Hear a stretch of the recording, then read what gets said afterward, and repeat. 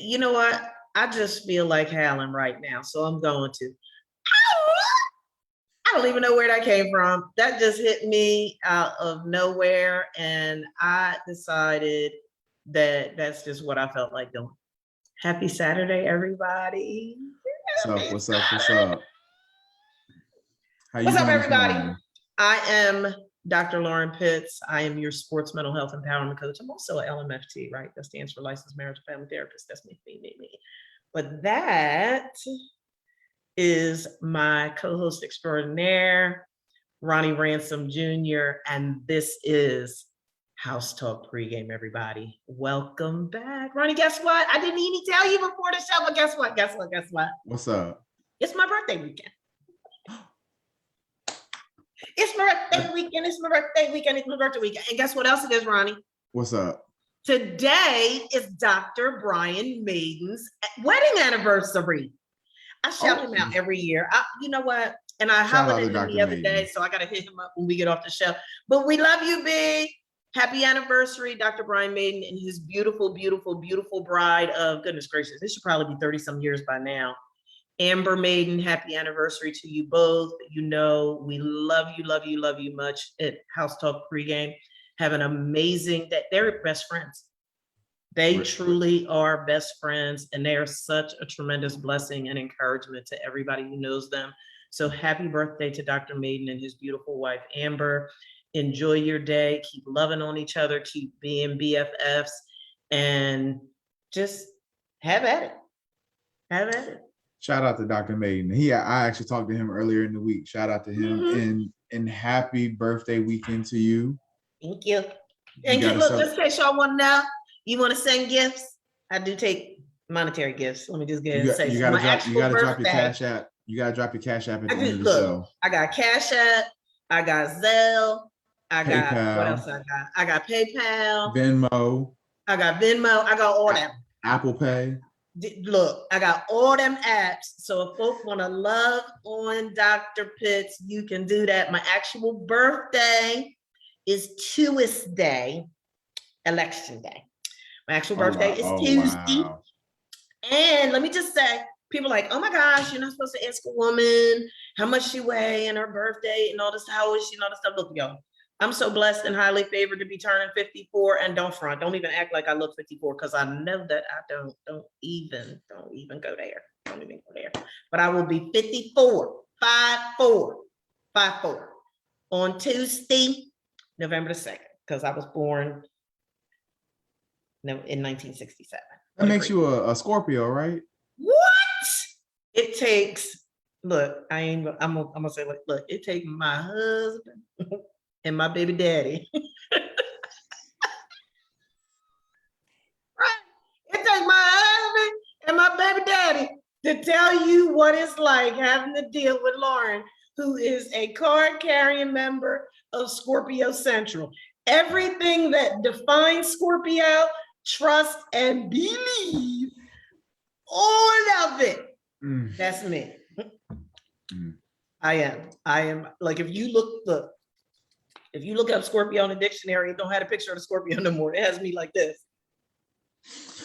I can't say what I want to say because I don't want the female listeners to jump me after the show. But I find that funny that all the females of all these horoscopes, boy, you Google the horoscope and their picture pop up. Hey, but my credentials are LMHP resident. I'm a resident. So there it is. But look, so as you all know, there are many student and professional athletes who have struggled with mental illnesses and who are currently still struggling with their mental illnesses. We know mental illnesses are a complex problem that can hinder our athletes' well-being on and off the field. So improving our physical, spiritual, environmental, and relational health are equally important in having a great mental health. It's right, Ronnie. I think what a lot of people don't realize is just how important it is for parents, family members, coaches, and teammates to really understand both the mental health risk and benefits to ensure athletes have the greatest opportunity for success and really actually enjoy participating in sports. There's just so much freaking stress associated with the athletic world.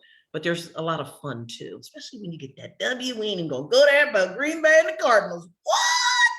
I said bookies is mad everywhere, but that's another show. That's another show. Go ahead. It was a good game, though. It was a good game. But look, that's what it's all about here at Pregame. We like to educate, empower, support, and positively influence the holistic performance of today's student and professional athletes, their family members, and those invested in their athletic, professional, and personal journeys. Indeed. So if you're struggling to understand mental illness and you also have compassion for those affected by it, then you're in the right place, because every single solitary week here on Pregame, we share powerful. We always put the disclaimer out there that it's raw. It is raw, all like straight, no chaser, raw life, sports, and mental health information needed to help you to make well-informed athletic and, more importantly, life-transforming decisions. Just as a side note too, we also want you to remember to catch us on Heritage Sports Radio Network, call sign HSRN, every Saturday at this same time, 11 a.m. We compete against ourselves. It's the craziest thing. At 11 a.m. and at 10 p.m., as well as on Sundays at 6 p.m. For those of you who don't know, HSRN is empowering the HBCU families, head, heart, and hands to deliver the impact we certainly all know that it can. So don't forget to catch our lineup of great shows on HSRN. And we have a lot of great shows on the network, a lot of great knowledge, a lot of gems being dropped on the network. So definitely check out all our shows and all our other hosts that are on the network. Yeah. Proud of them and what they're doing and the platform they have.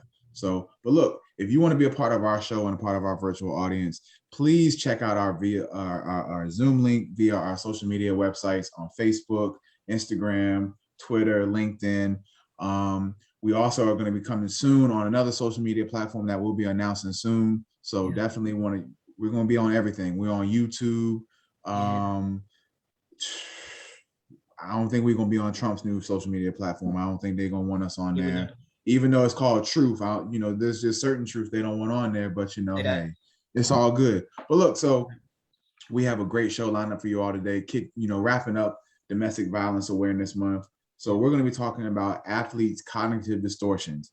And for those who don't know what cognitive distortions are, we're going to get more into that later, but cognitive distortions are basically when your mind has irrational thoughts or irrational behaviors tied to a thought that is contradicting, so on and so forth. But we're going to get more into that later in depth. But look, managing negative self-talk, the pressures of competitive sports offer ideal situations for creating irrational or distorted cognitive styles.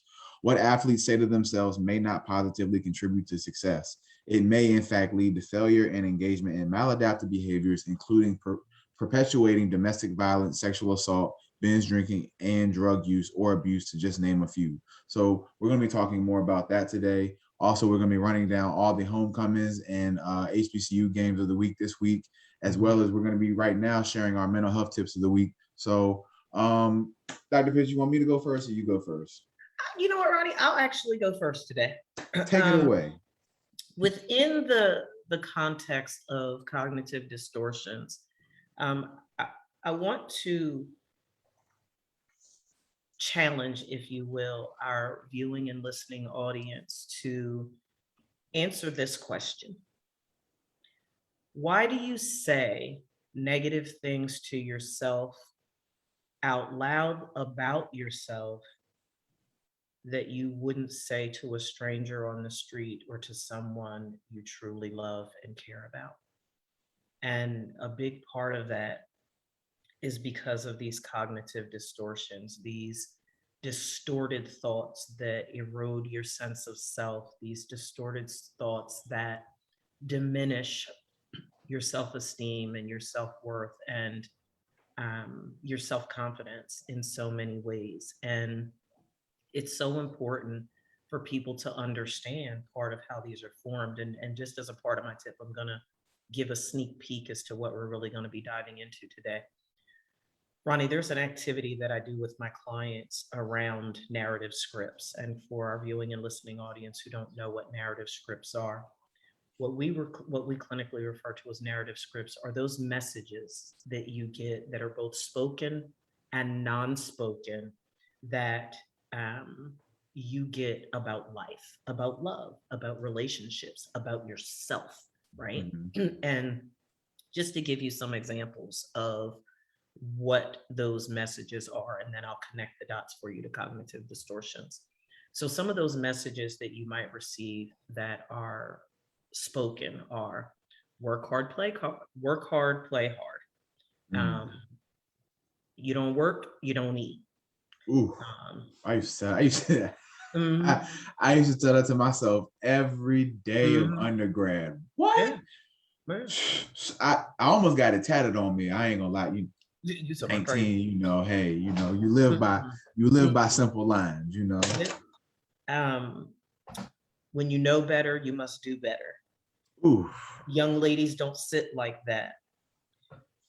A man is supposed to protect and provide for his family.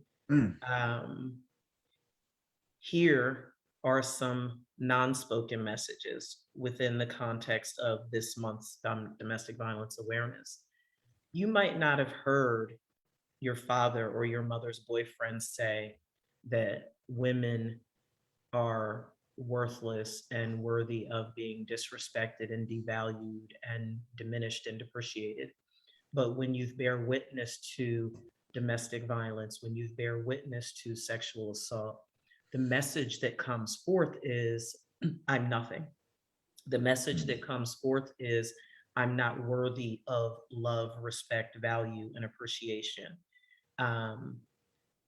Another message that comes forth that lends itself to cognitive distortions are when you think about parents who are verbally and emotionally abusive. You're just like your stupid father. You're never going to be anything. You're nothing but a little WHORE, you know, those types of things. And what ends up happening, folks, is that those messages become ingrained in your psyche. You take ownership of them and you carry them forward.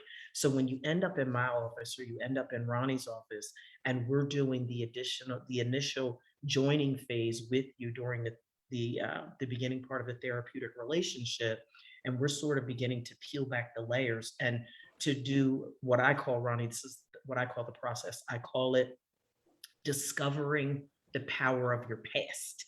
And that's where I develop my genogram. And for those of you who don't know what a genogram is, it's a clinical family tree. That's where I get into really peeling back the layers and discovering the power that one's past has in their life. And what my work has shown me all of these years is that these cognitive distortions, these distorted thoughts that cause individuals to perceive reality inaccurately, stems from their past. It stems from childhood traumas and adverse childhood experiences and life events that have critically and deeply impacted them, so much so that it's had an adverse impact on their thought life. And now they have extremely distorted thinking about themselves, about life, about love, about relationships. So what I want you all to do is I want you all to start challenging these cognitive distortions. And we're going to tell you how to do that in a few minutes. But I really want you to start holding yourself accountable. And the beginning of your self-accountability is asking yourself, why do I say negative things to myself or about myself out loud that I wouldn't say to a stranger on the street or someone that I profess to love and care about? And the answer to that question should be very eye-opening. It should be profound, because what it ends up doing is it opens your eyes, or at least it should open your eyes to why you're allowing your past to continue to incarcerate you. I explained it to a client this way yesterday. At X years old, you, in essence, are still slave to your past. So much so, it's the equivalent of walking into the police department, slapping a cop in the face, snatching his keys off of his belt, and going and locking yourself in a jail cell and throwing the keys out. You have the power to be free. And the initial part of your freedom stems from your thought life. Let's get our minds right so that we can get emotionally free. Ronnie? Why did I let you go first?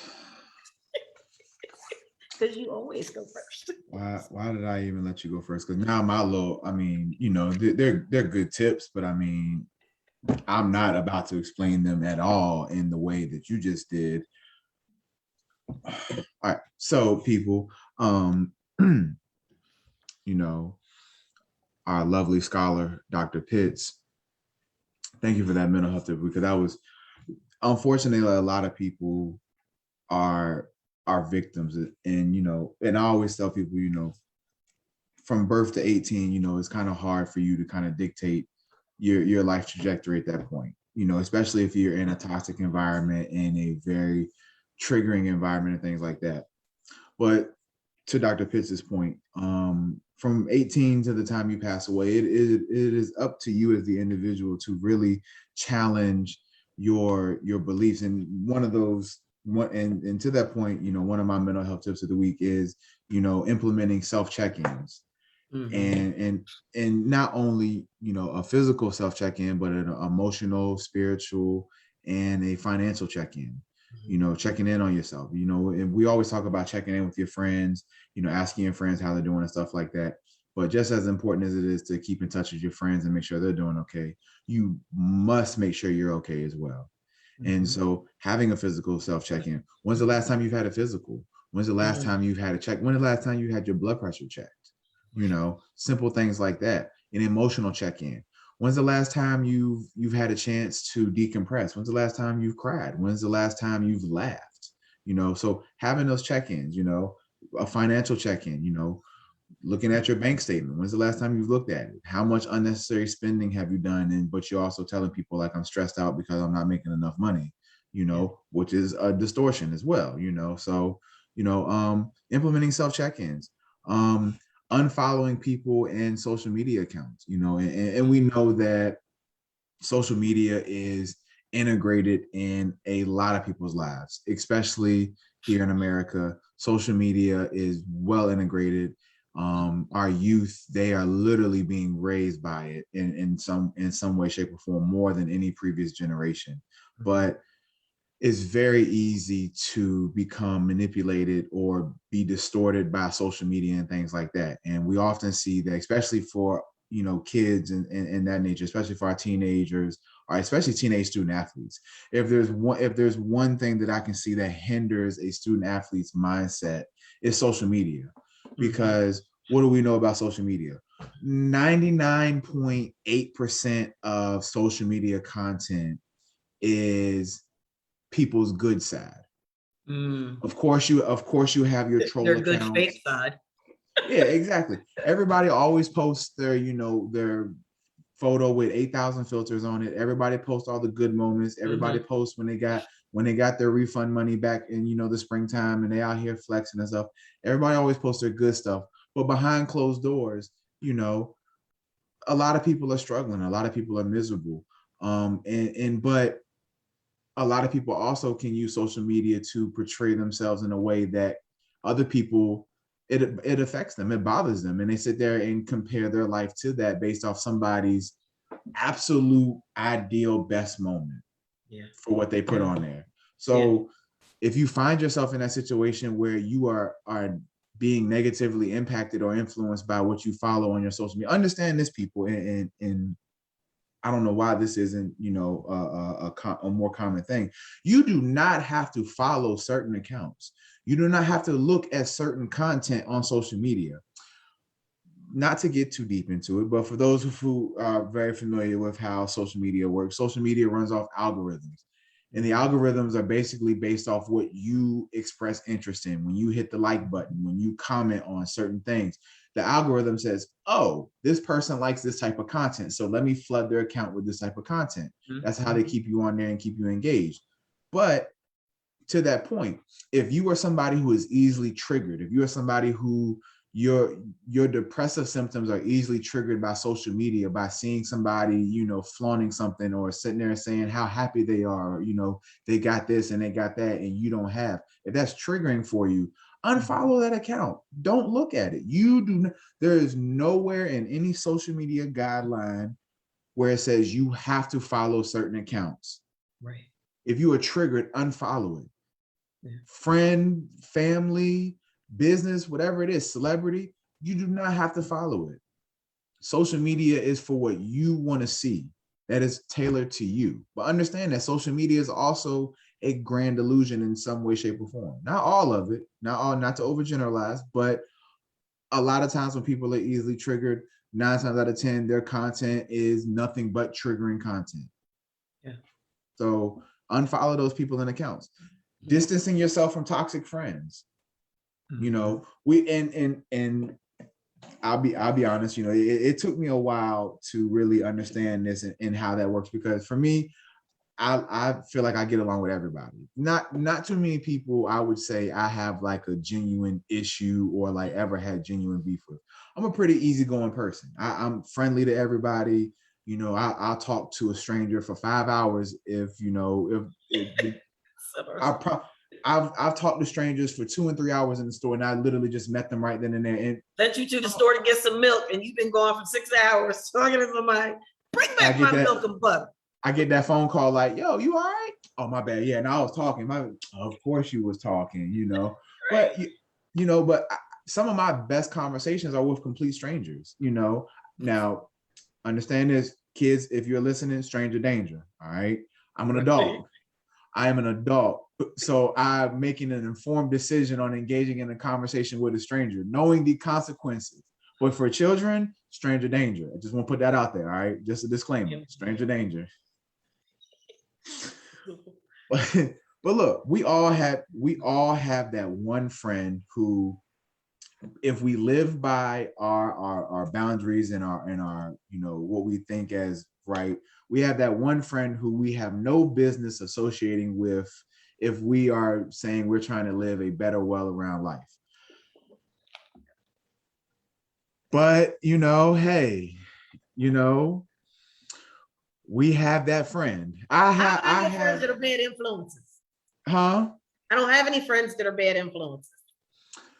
I can't say that. Well, I will put it to you like this. I think, well, I won't say that I have like a negative influencing friend. But do I have really good friends who sometimes, you know, they might put themselves in a situation that is not the best idea?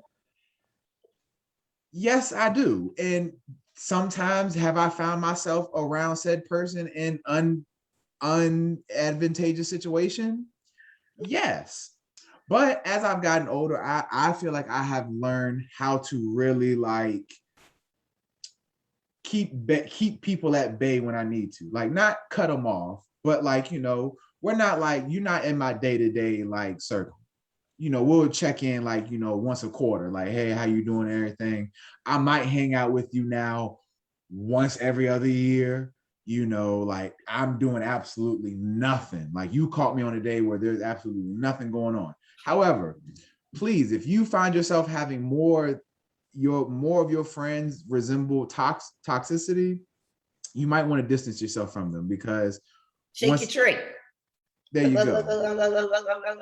You got to shake your tree. Because one toxic trait that a very good friend can have is, and family does this too, oftentimes people want to see you do good, but never better than them. So just keep that in mind. You was gonna say that, y'all. Just keep that in mind, that you know, sometimes very good friends can want to see you do good, but never better than them. And you know, that is toxic. Yeah. That is toxic, you know, but hey, just keep that in mind.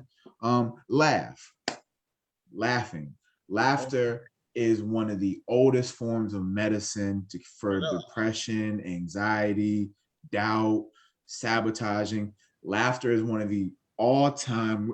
Laughter is like a PB&J sandwich. It is a GOAT remedy for having a bad day, having a bad moment. Laugh. And understand this, you know, and Dr. Pitts, I think you will agree to this to an extent. You know, there are some, I've come across some clients who, you know, they suffer from major depressive disorder or, you know, anxiety disorders and things like that, but appreciate dark humor. So it's interesting that you say that, because when I'm doing my first session with my clients, one of the things that I put it out there as a disclaimer is that I laugh all the time and that I have a very warped sense of humor. So, but the way that let's use clinical terminology, Ronnie, the way that I frame it when I'm discussing it with my clients is that I let them know just exactly what you said verbatim, that I believe that laughter is medicine. And it's really hard to be depressed, but laughing so hard at something that's truly funny to the point that your sides hurt and you're crying from laughter, it's kind of hard to be depressed when you're laughing that hard. You cannot be two opposite emotions at the same time. Yeah, like you can't. You cannot be depressed and confident at the same time. I encourage them to really wrap their arms and their heart and their mind around that and understand that I'm not making light of whatever it is they're, I mean, you know, I got a ton of athletes that I'm working with. Yeah. I'm not making light of what you're going through and the pressure that you're dealing with. What I'm saying is that I don't take myself too seriously. As obviously I'm a therapist, I know how to be serious when I need to. I don't take myself too seriously, so I don't want you to come into session all balled up and tight and stressed out. So I try to make it as painless and as seamless an experience for my clients as I possibly can. And part of how I do that is I'm going to say or do something guaranteed to make them laugh, because that's just my personality. Oh yeah, like, and I show up in session as my authentic self. And what I've known, and now of course this is not work for every single client, of course not, you know, because some interventions do not work. But like, to your point, I do have some clients who do struggle with, you know, depressive symptoms and things like that, or PTSD symptoms. Yeah. And, you know, depending on, and so understand this, people, before I say this, let me make this disclaimer. Depending on my rapport with a certain client, right, you know, certain conversations and certain contexts are appropriate for certain clients. All right. Correct. So when I say that, understand that when I give examples, most times it's case study of one. Yeah. This is something that has worked. Right. This has worked with one client in one situation in one context. All right. So, and I do have several clients where, you know, they will tell me something about, you know, something that's triggering for them or something like that. And they'll look at me, and oftentimes, like, you know, sometimes the client will look at you to see, like, you know, how will they react if I say this? You know, they'll say it and then they'll look at you real quick and then look down. It's interesting how they do that. And depending on what they say, I will react. Like, I'll be like, oh, word, like, or, and and I'll see them chuckle and I'll start laughing with them, because it's like, they feel like, oh, cool. I can feel like this. Yo, because I think society, too oftentimes we try to have a fixed mindset with a lot of things. And oftentimes people don't realize that, yes, I can be depressed, but I can also find something funny. Right. And understand it's like, in extreme cases, people are depressed for, you know, an immense amount of time consecutively. Right. You know, oftentimes people will report being in a funk for days on end. Yeah. But that does not mean that person is not capable of feeling any other emotions outside of that sadness. Correct. Depression is on a spectrum, you know, but I say all that to say, like, you know, laughter is medicine for the soul. It is an age-old remedy that cures a lot of things. It cures a lot of stress. Biblical, Ronnie. It's biblical. It cures a lot of stress, a lot of anxiety, a lot of tense moments. Laughter is beautiful. So find something to laugh at. And then my last, just to, you know, kind of, you know, cycle through these real quick. So of course, finding somebody to vent to, but also venting and expressing to yourself. You know, for so long, people sit there and say, if you talk to yourself, you know, you're weird or you're crazy or anything like that. Have a conversation with yourself. All right. Hey, you know, my grandpa always said you have to have somebody intelligent to talk to. You can talk to yourself, just don't answer yourself back. Exactly. And oftentimes when we think about it, you always hear the moniker, look yourself in the mirror, have a conversation with yourself in the mirror. Well, do that. Mm-hmm. Have a conversation with yourself in the mirror. It's just like we're checking in with yourself. Sometimes you got to really check yourself in the mirror. Like, yo, like, what's good? Like, why is this bothering you so much? Why am I reacting this way? Why can't I change? Sometimes the only person you can ask is you. How about that? And so, have some straight up, vulnerable, butt naked, transparent conversation with yourself.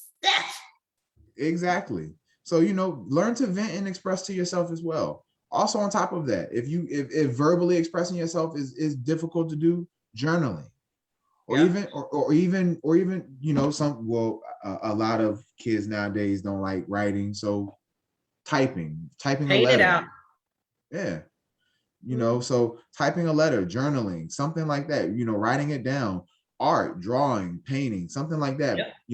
Art, art is a great way of expressing feelings as well. So if that's an avenue for you to take care of your mental health. And last but not least, and most importantly, rest and learn when to take a break. About it. Know when to be able to pull yourself out of it and say, hey, I just need a day to myself or just some time to myself to just recharge, recoup, and boom, then I'll hop back on and we'll be good to go. So that's my mental health tip of the week. When we give these bowl, what we got? Let's see. Classics. We got some classics today. It's just one. We have Alabama A&M versus Alabama State. It's being played in Birmingham, Alabama at the Legion Field. It's the Magic City Classic, and it's on ESPN Family. I don't have a time listed for that, so folks, you just have to check your viewer's guide. That should actually be a really, really good game. So you're definitely going to want to check that out. That's the only classic that we've got a bunch of them next week, though. But that's the only one listed for today. We got Johnson C. Smith has their homecoming today. A&T GHO is today. Greatest homecoming on earth. Okay. They got Monmouth College for homecoming. Who else we got? We got Columbus State. I didn't know Columbus State was I feel like we've talked about them before. They have their homecoming today. Clark Atlanta has homecoming today. Let's see. A&M has homecoming today. Shout out to the Rattlers. Tennessee State is having homecoming today. And that's all the homecoming. Who FAMU play for their homecoming? Because I didn't even catch that. And is it televised? It is. It's on ESPN Plus, and they play Grambling State at 4:00. Ooh, that's gonna be a dogfight, literally. I need to get ESPN Plus. Somebody, one of our listeners, shoot me your login information. I'll shout you out on the. I'll shout you out on the show. You just email htpregame@gmail.com your login information, and we'll make sure to shout you out on the show for each week. I'm able to log into ESPN Plus. It's so simple. Man, oh my God! Everybody wants a subscription now. ESPN wants a subscription. NBC, CBS, Fox. It's crazy. We have so many subscriptions. I might as well go back to cable at this point. Let me give these hotline numbers before we jump into this call and really rock and roll with this. If you or someone that you know has been a victim of sexual assault, you can call the National Sexual Assault Hotline at 1-800-656-HOPE. That's 1-800-656-HOPE. If you or someone you know is a victim of domestic violence, and just as a disclaimer, all of the hotlines are available 24/7 and they are confidential. The National Domestic Violence Hotline is 1-800-799-SAFE or 7233. That's 1-800-799-7233. You can also text START, START, to 88788, or you can go to the website and chat live, which is thehotline.org. You also have 24/7 access to resources and support specifically aimed at teen and young adult relationships called Love is Respect. Their website is loveisrespect.org. You can call for support at 1-866-331-9474.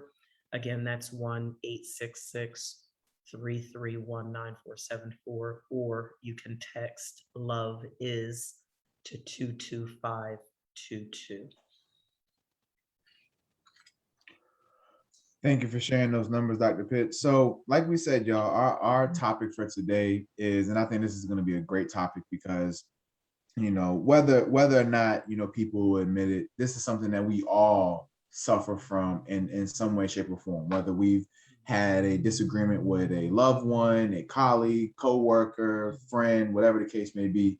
We have all in some way, shape, or form have dealt with or expressed cognitive distortions. And so I'm just going to run through just the premise and basic, understanding of cognitive distortions real quick. So cognitive distortions are irrational thoughts that can influence your emotions. Everyone experiences cognitive distortions to some degree, but in their more extreme forms, they can be harmful.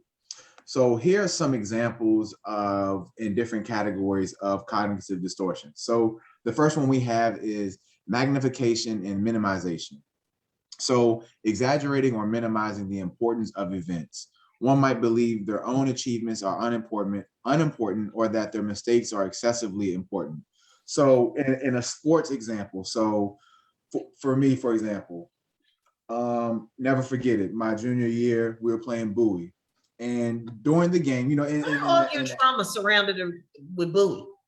Look, hey, I'm telling you, there should be a 30 for 30 just on I'm telling you, there's really ESPN should really do a 30 for 30 on Virginia State's and Bowie's rivalry from 2011 to 2014, because we're gonna make sure our kids know that there's not a lot of rivalries in the CIAA that rivaled that 4-year stretch right there. Wow. 4 years, 3 games went overtime. Anyway, so sorry, I interrupted. My bad. Sorry.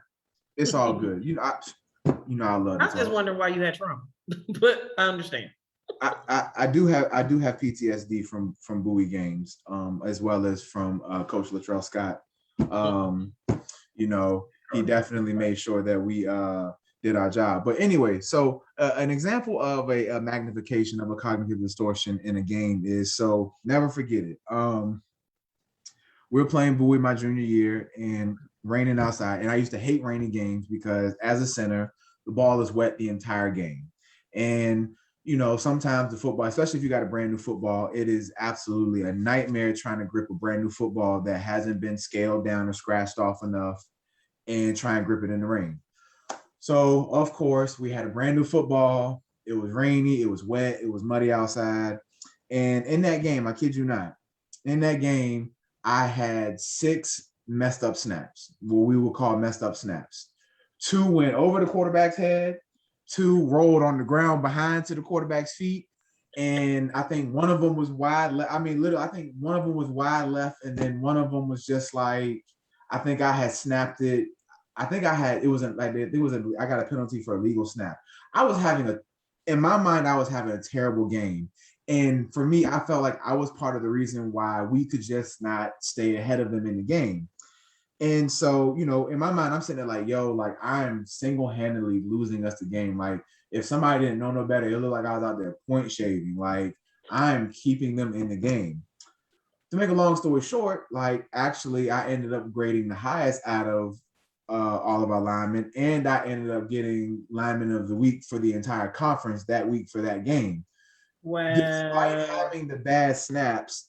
And in my mind, I'm over there after the game, I'm over there like, yo, I got to be sick for tomorrow's film. Like, there's no way in hell I'm walking in that room tomorrow, because I just know, even though we won the game, film the next day was not fun. Like, your name was Dirt. Look, you felt like dude from the Packers Cardinals game with the.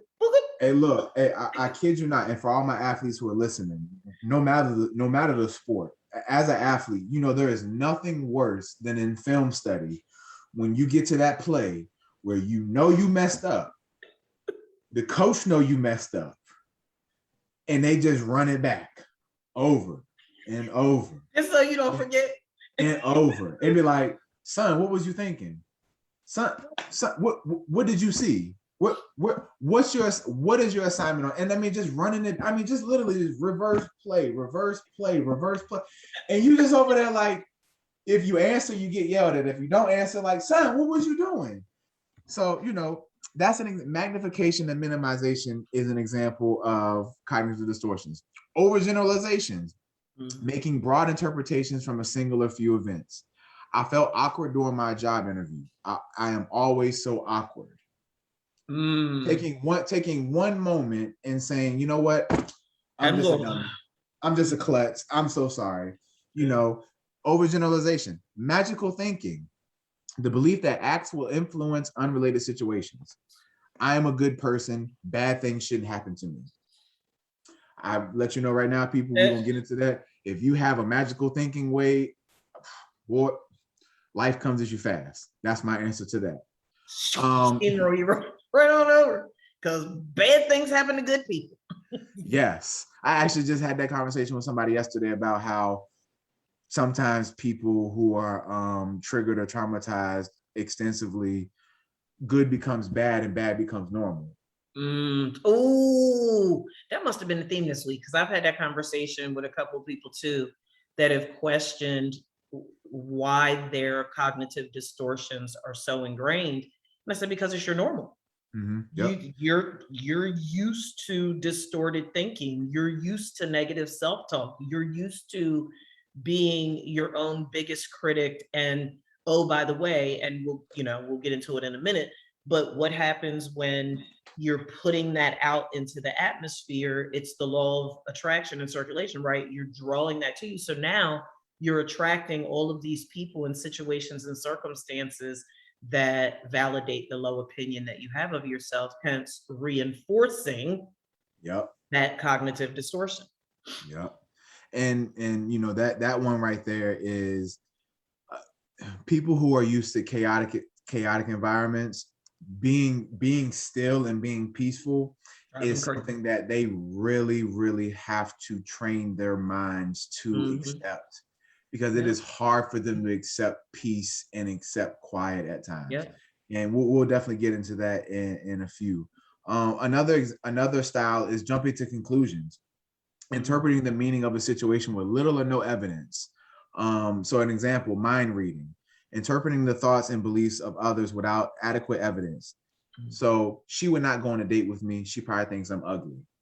So like Dr. Chris said, she had heard about you. She already done checked your social media. You got the scoop on you, bro. That is not why she think you find us all outdoors. But she heard a whole bunch of other stuff that wasn't a distortion. It was facts. And she was like, no.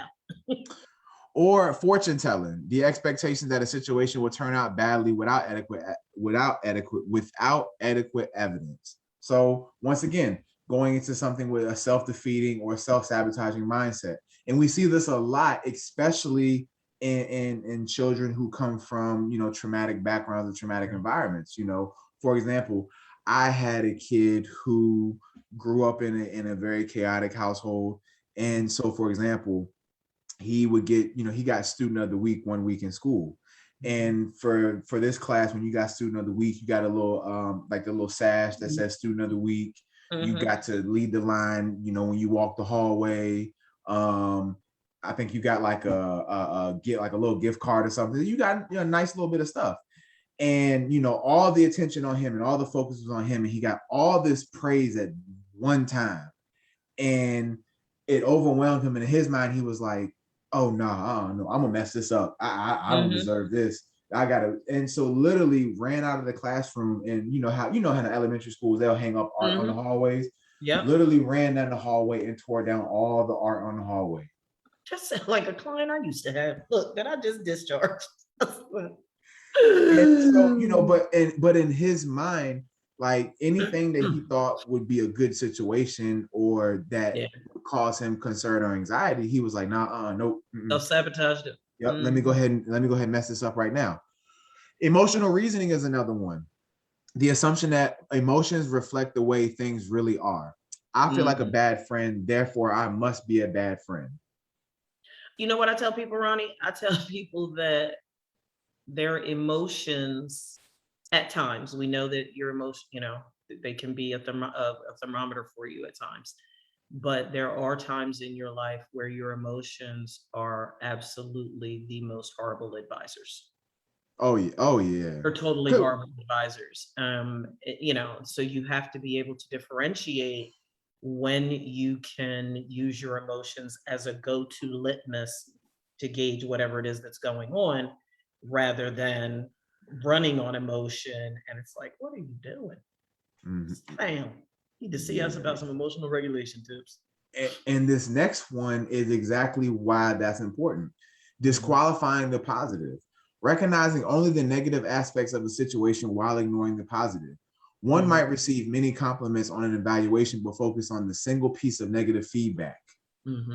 And so when I deal with clients who either they themselves are struggling with disqualifying the positive in their thinking, or they're dealing with somebody that they know, whether it's a loved one, a friend, sibling, whatever the case may be, especially siblings who are relatively close in age and grow up. And I can't think of the exact terminology for it, but it's almost the like the alcoholic father situation where one of them does the opposite and the other one follows suit.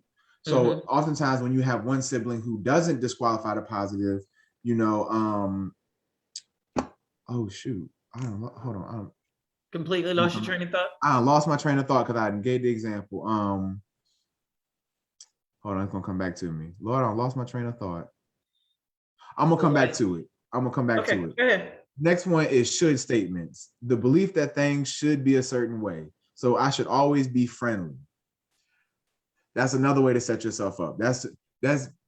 And when you think of like in conflict resolution situations, if you should always be the one who compromises, are you really having where your needs are met?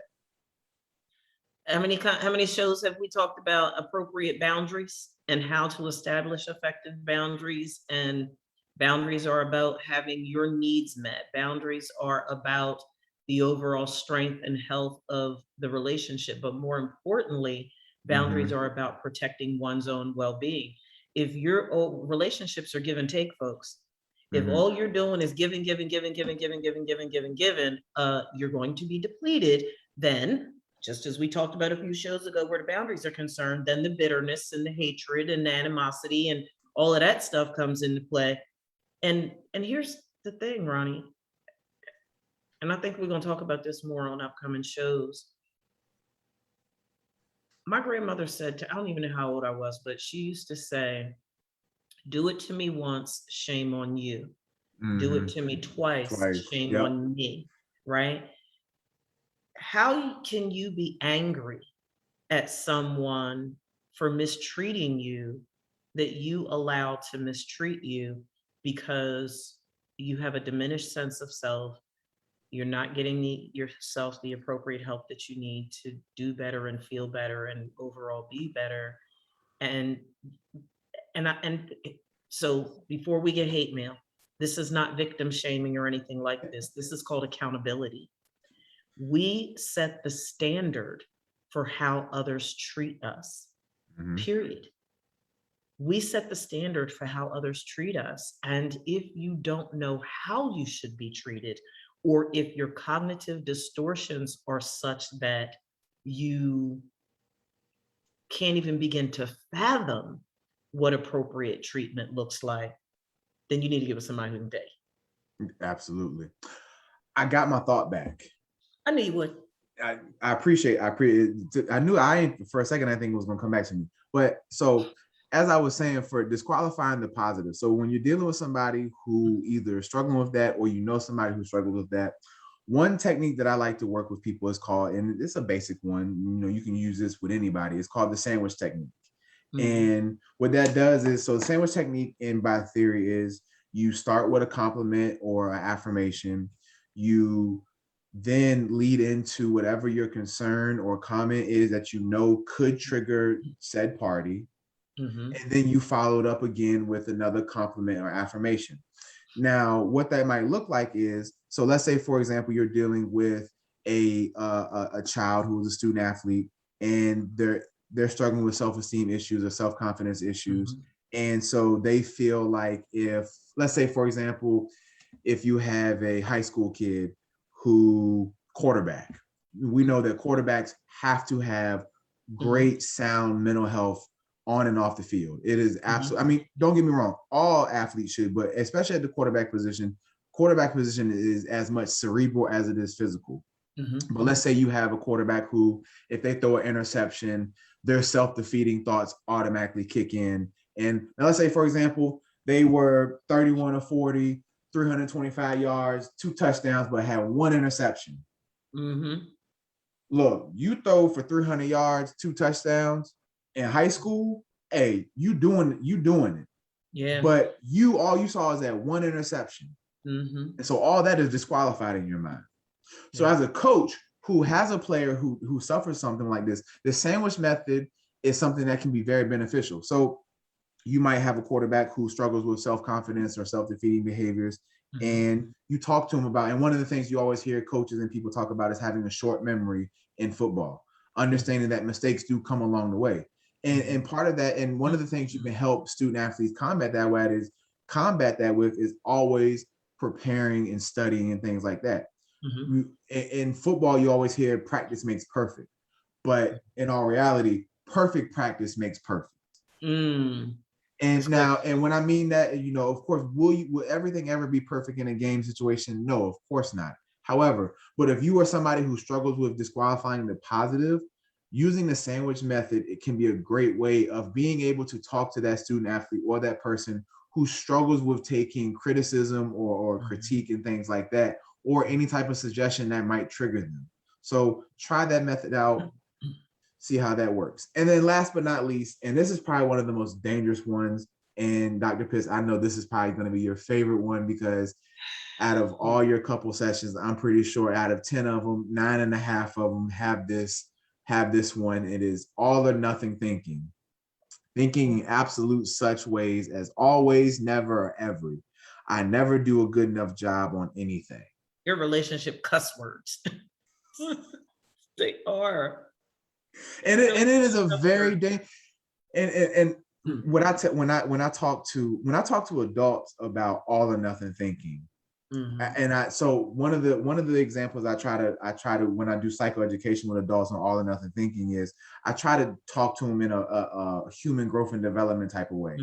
And what I do is, so when our brain develops, as we, when we're from birth and we're growing up, from about birth to about, I would say, give or take 9 or 11, depending on your development and things like that. Kids are what we call a concrete mindset, meaning that it is a one way of thinking, one opinion, one viewpoint, one objective. It's my way or the highway. And it's either that way or it doesn't work at all. And what you might see is like somebody like that might have a hard time hearing the word no. If something doesn't come through for them, then you are no good to them. If they lie to you one time, or if they're not able to do it, then you know what? You're no good. I can't do nothing with you.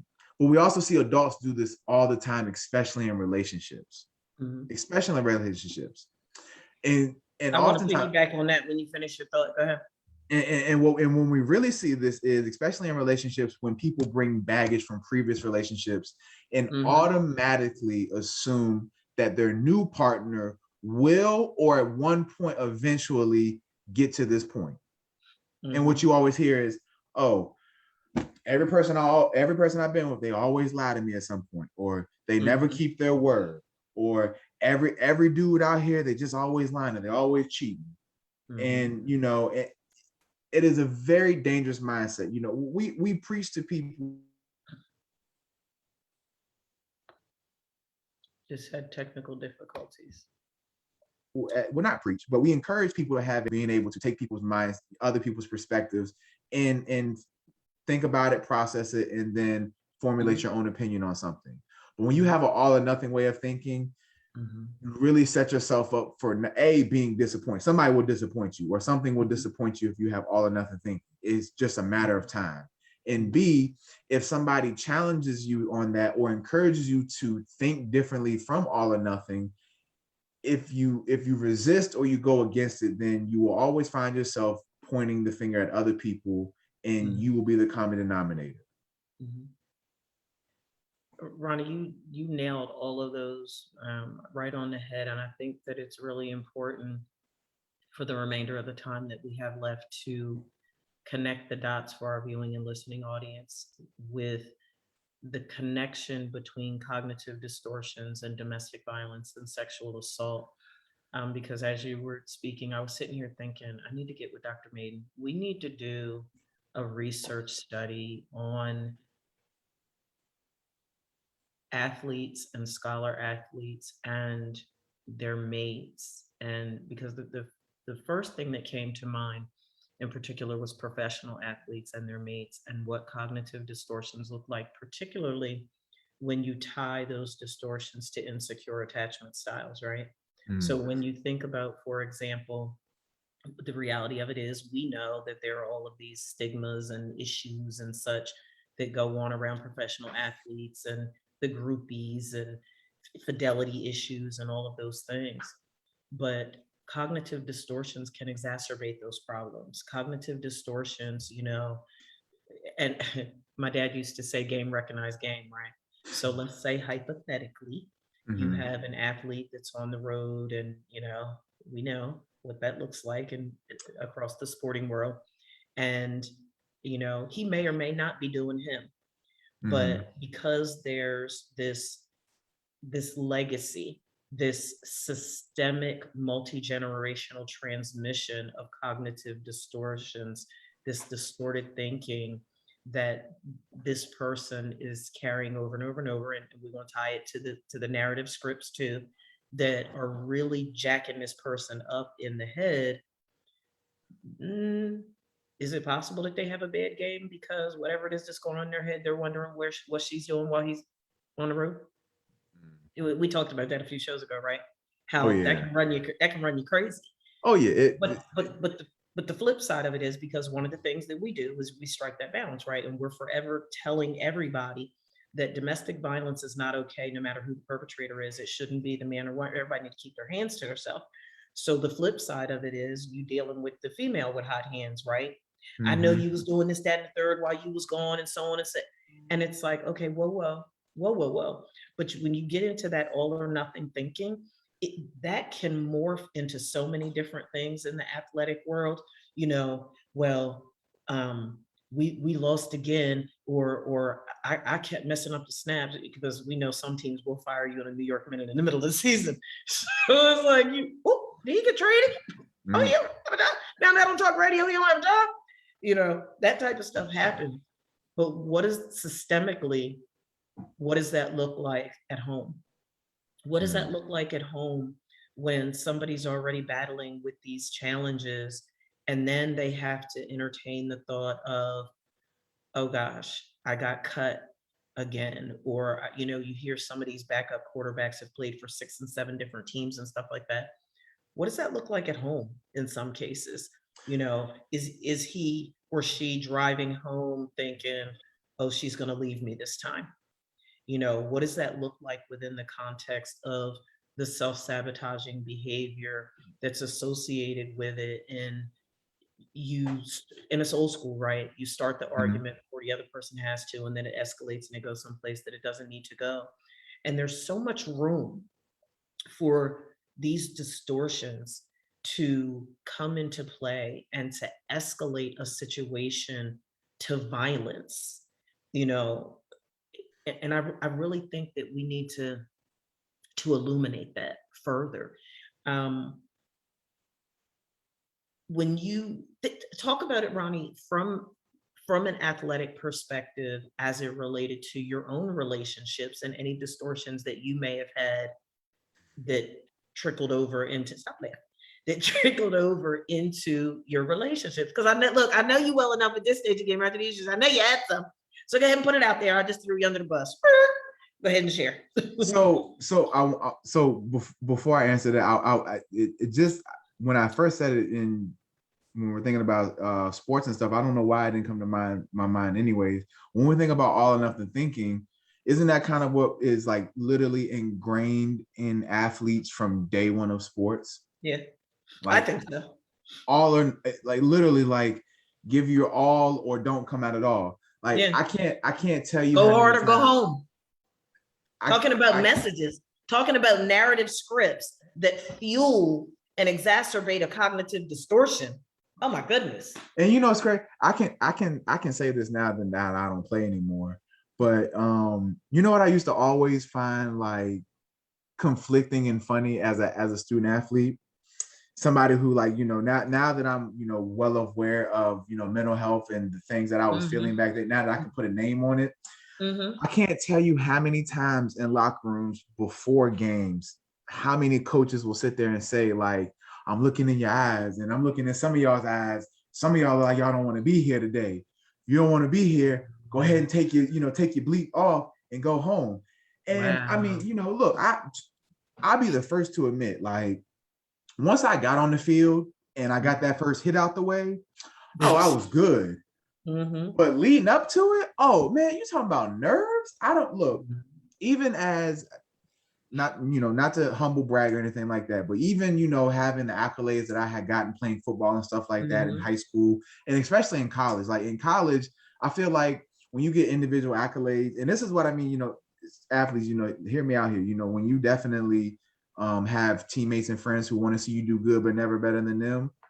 Understand this, when you get individual accolades, you know, the sneak dissing and the gaslighting definitely comes out at an all-time high. But for me, like, I used to be nervous out of my mind before a game. But so anyway, so back to the question. I was just thinking about the all or nothingness and how we literally, like, it's literally ingrained in our student athletes' minds. And I could, like, for me, like I said, my anxiety went away as soon as I hit somebody. I just need to hit somebody.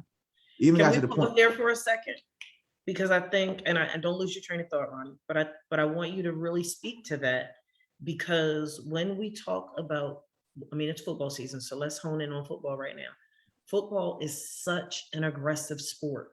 It is such an aggressive sport. And when we think about how easily the human mind is manipulated, and you connect that to cognitive distortions, and, you know, I think about it within the context of how stank y'all are when you lose a game and you come home and, you know, your partner is trying to comfort you or not, or there's, you know, there's already tension in the home and there's already stuff going on, and it gets escalated, and the cognitive distortion now goes to, she deserved to get beat on.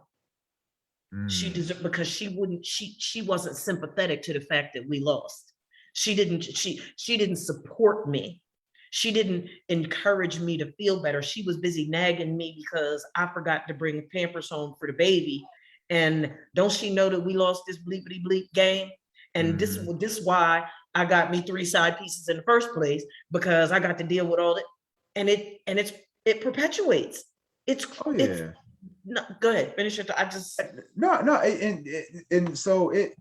Oh man, I'm gonna flesh all that out for you. So so I can't tell you how many times, like, one of the biggest cognitive distortions I used to really suffer with as a football player, and I can't speak for this for other sports, because only other sport I really did was track.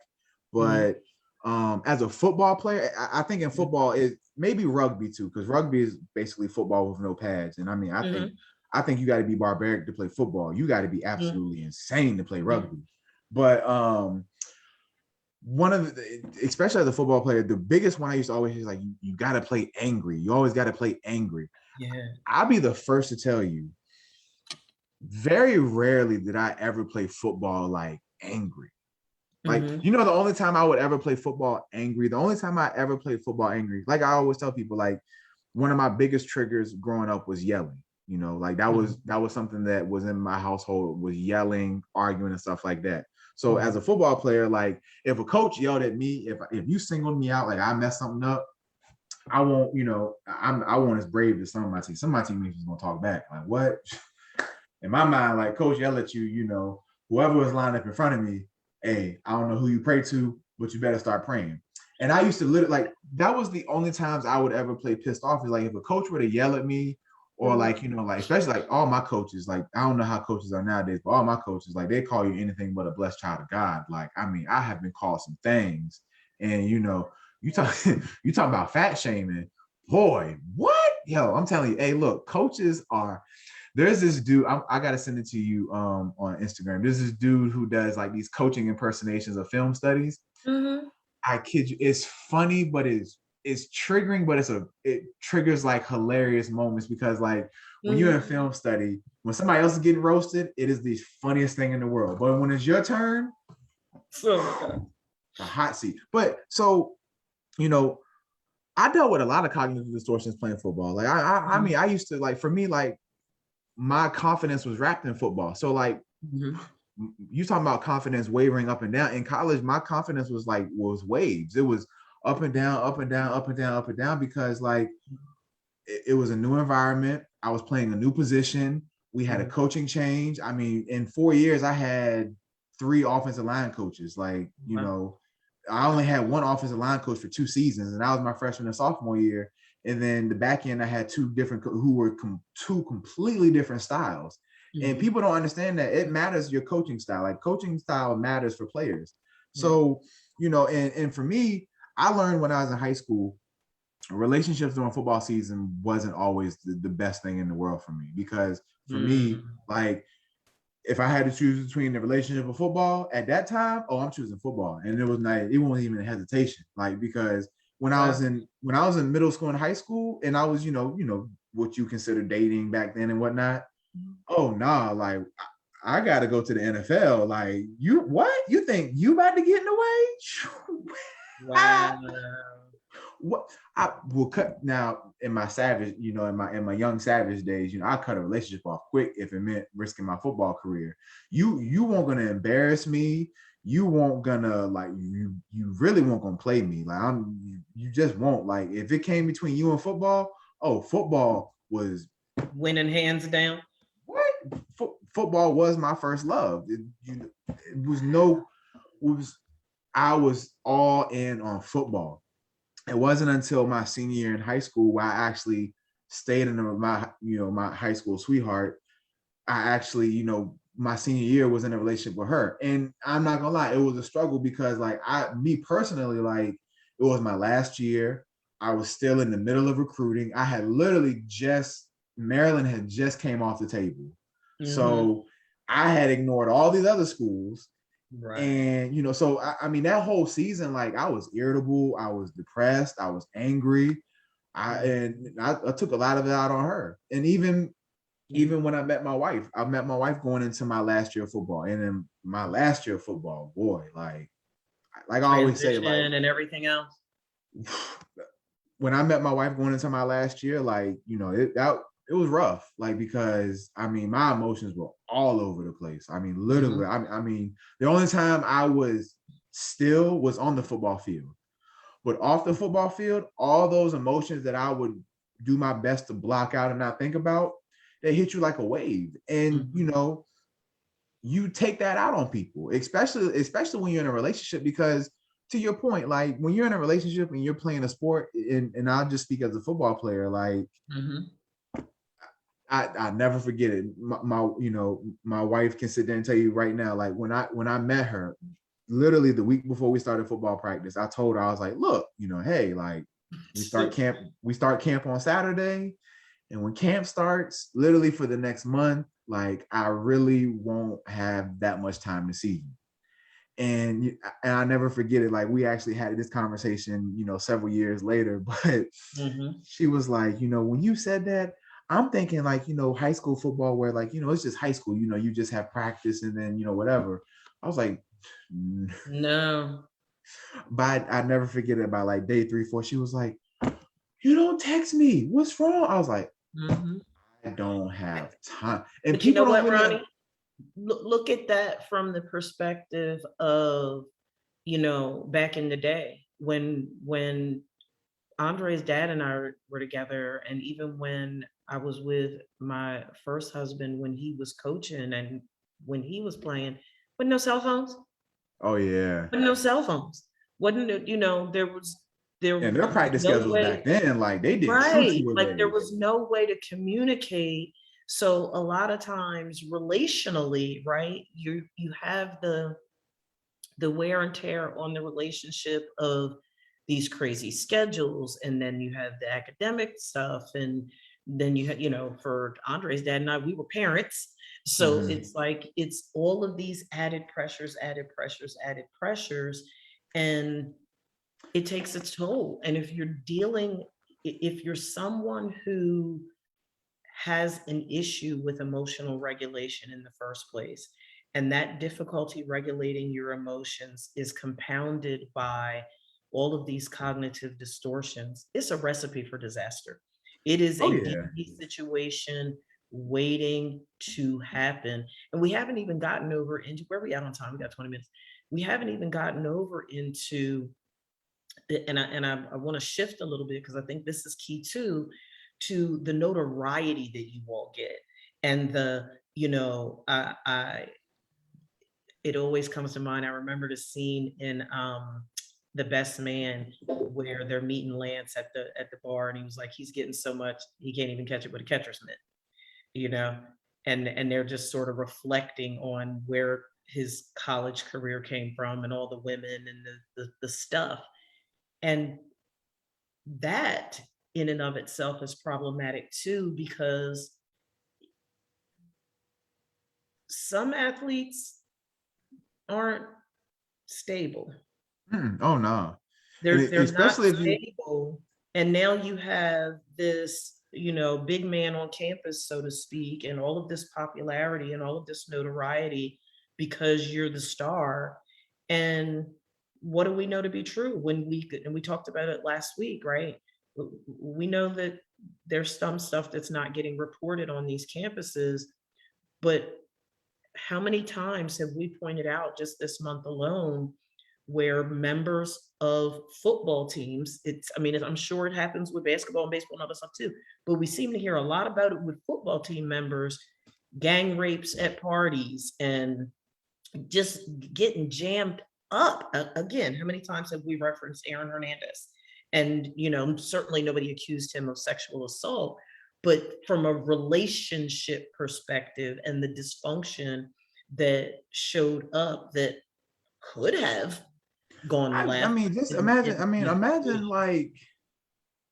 his wife when the federal agents are busting down your door asking for security tapes, and next thing you know, your husband's gone while you're pregnant. And to your point, like one of the like, as a college athlete, I would say that, as a Division II college athlete, my cognitive distortions as a Division II student athlete, were very real. And, I feel like, there were things that I definitely struggle with. But when I also think about cognitive distortions in relationships and things like that, and I'll share this. So, my sister, she used to date, I won't say no names, but she used to date a defensive back for one of the NFL teams about 3 years ago. Played for he played for the Buccaneers. Now I think he plays for Houston. I think he plays for Houston. I don't know if he's still there or not. He was a first round draft pick. Went to a Division I school, SEC school. Very he was a top 15 pick in the draft, and they dated for I think like a year and a half, 2 years. And I'll never forget it.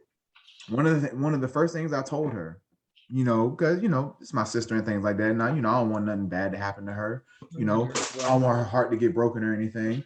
But however, one of the things I told her, and I was very honest with her, I was like, look, I just want you to understand, like, he can say he loves you and all that, but understand this: he is a NFL player who, I think he signed a contract. I think he was getting like $14 million a year. Like he was getting paid like good money. I said, look, understand this: if it comes down between you and his NFL career, it's a wrap.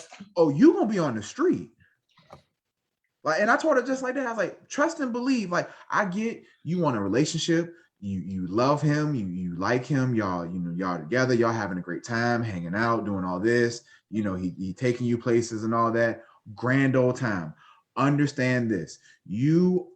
and I hate to say, and for the women out there listening, I hope this does not trigger anybody, and I don't want to sound insensitive or dismissive, but unfortunately, there are some athletes who have this mindset, especially professional athletes. As a professional athlete, your significant other is oftentimes the insignificant other. And especially, I can only speak as a football player. I'm sure in basketball, especially the NBA, when they travel a whole lot more than NFL players. But just speaking for football terms, like at the NFL level, most significant others are insignificant others. Football is at that level, it is high stress beyond, the umpteenth degree. Like, you are talking about billions of dollars that are being circulated based off this individual's performance. And they know it every day they walk on that field, that your decisions, your actions, your choices, how you block, how you throw the ball, how you intercept it, how you catch it, all these things they know for a fact will determine if they get another contract, if they get another year, if they're going to get that pension plan, all that. And as the significant other, oftentimes you are just there. You have to be both parents. You have to be mother and father, especially if you have children. And understand this, these cognitive distortions also impact the children. And God forbid you're in a situation where not only does the athlete have these cognitive distortions, but they're expressing them and projecting them onto their loved ones, especially through whether it's domestic violence, substance abuse, things like that. And that has a direct impact on the children involved too.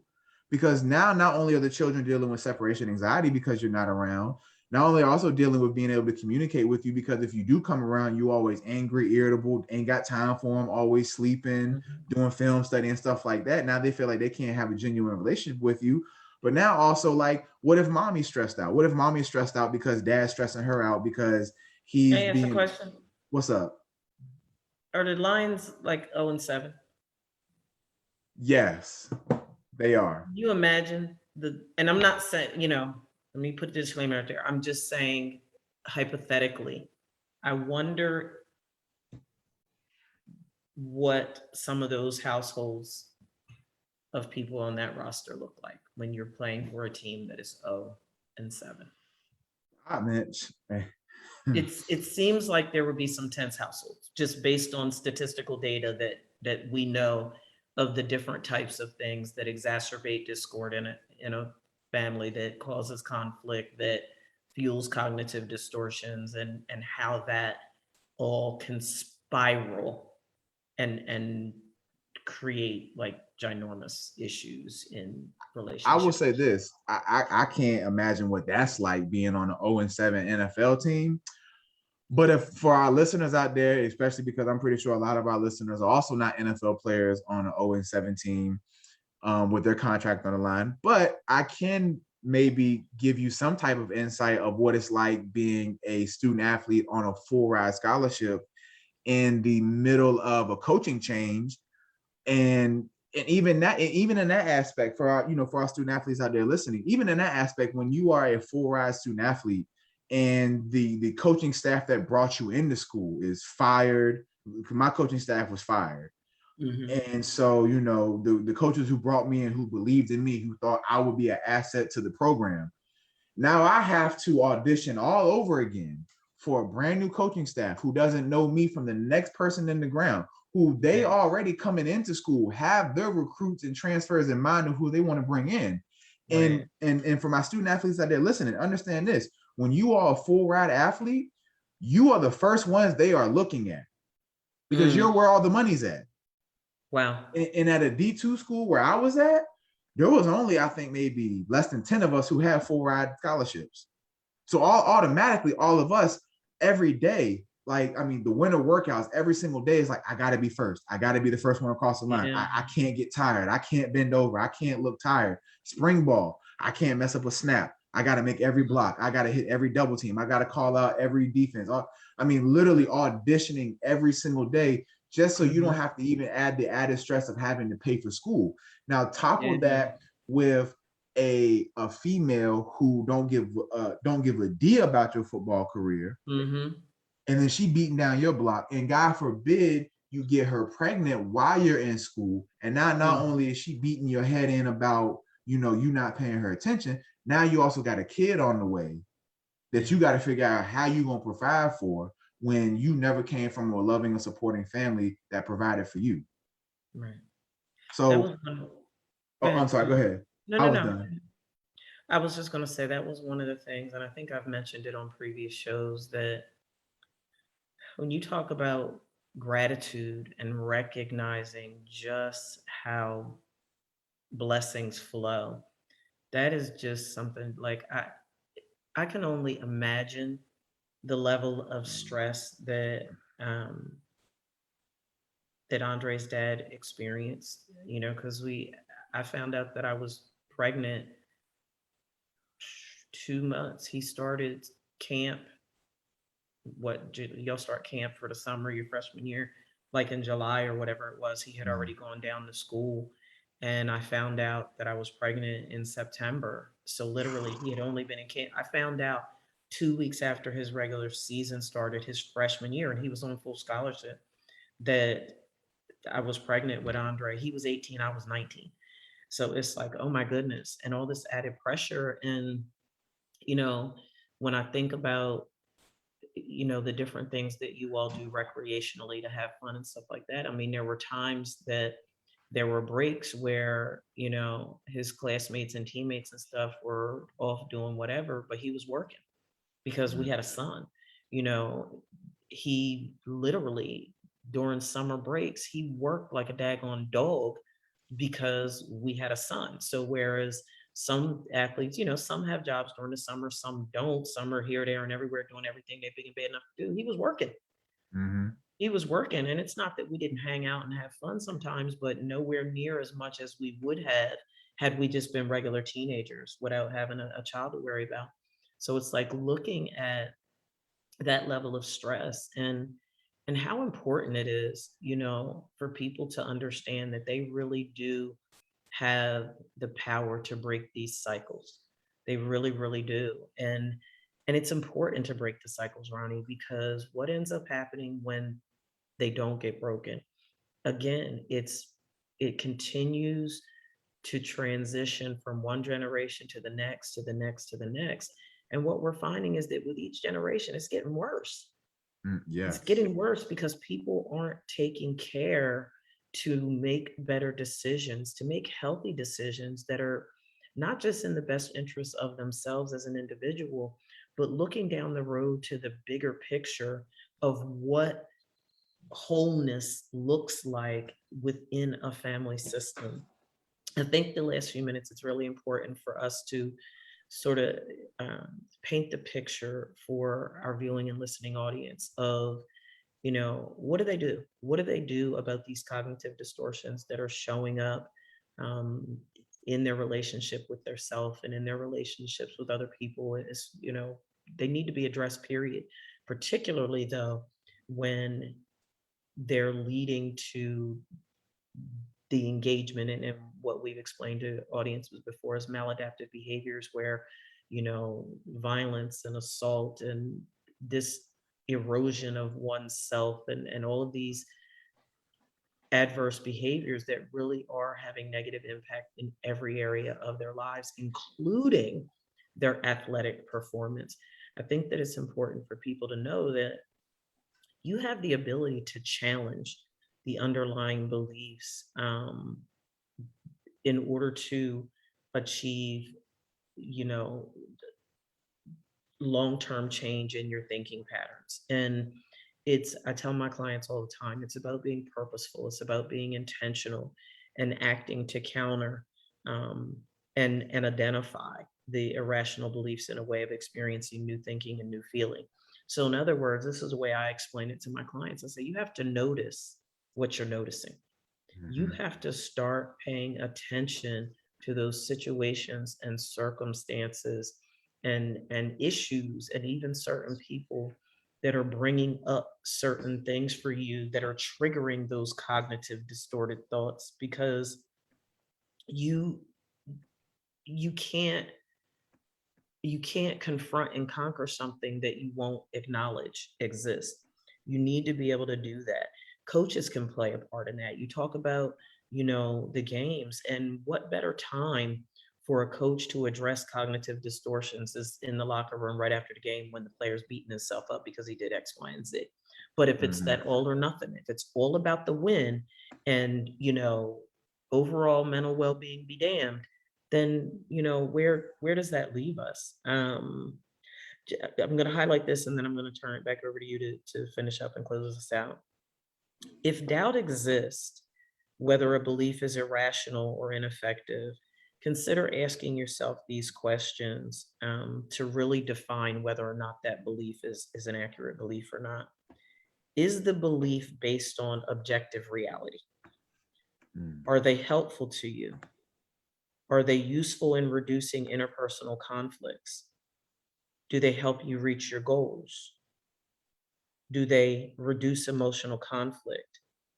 If the athlete answers no to any of these questions, the belief is likely to be irrational or counterproductive, and the individual will benefit from engaging in behaviors to modify their thinking. And so, just to offer my 2 cents for our student athletes who are out there listening, and something to think about, something to let sizzle in your spirit over the weekend. When we think about cognitive distortions, sports, the foundation of sports, the competitive mindset, the competitive attitude, the all or nothing, the championship mindset, the team first mindset, all these mindsets that are conditioned and drilled in and ran in our heads as athletes, in some way, shape, or form, are all cognitive distortions within themselves.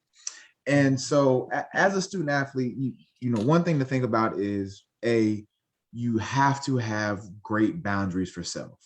And one of the things that we talk about, me and Dr. Pitts, and we've talked about this for the last 2 seasons, is your boundaries for yourself, having that buffer of understanding that, look, your identity as a student athlete is important, but it cannot be your sole identity. Right. Because if you operate through that lens through life, that competitive mindset works in certain arenas. It works on a football field. It works on a basketball court. Hell, it can even work in a business atmosphere, depending on the business. However, in interpersonal relationships, in family relationships, and friend relationships, having that mindset is not always conducive for healthy, positive relationships.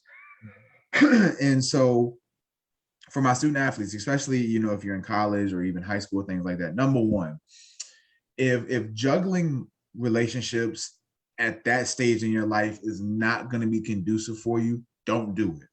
Right. Date yourself. Learn more about yourself. Ask yourself out.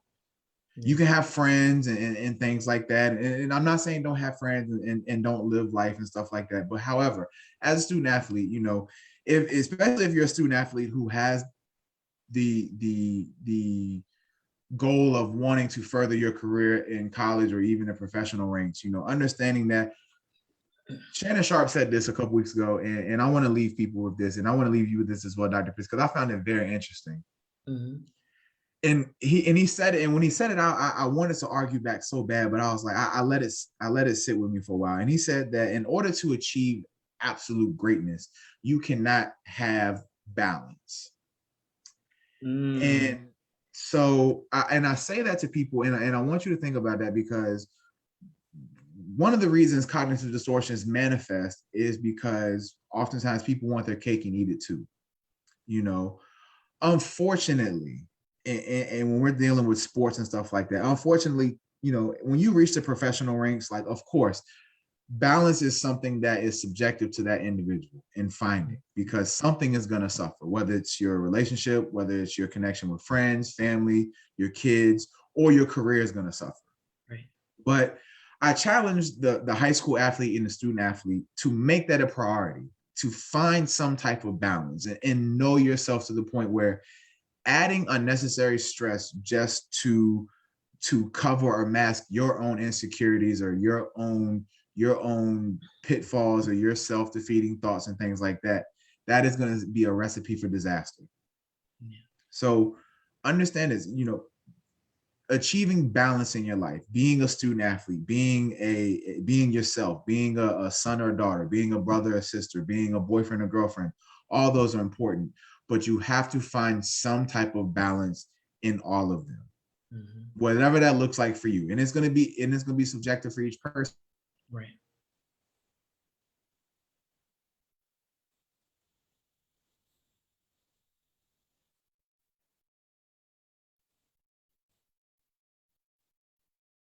Well, look, folks, Ronnie froze. So I'm just going to go ahead and close this out. A lot of information today, a lot of really great information that I hope you found beneficial. We want you to have a great weekend. Check out some good football. There's some great games coming on, and continue to be amazing. And we will see you next weekend. Have a good weekend, everybody. Bye-bye.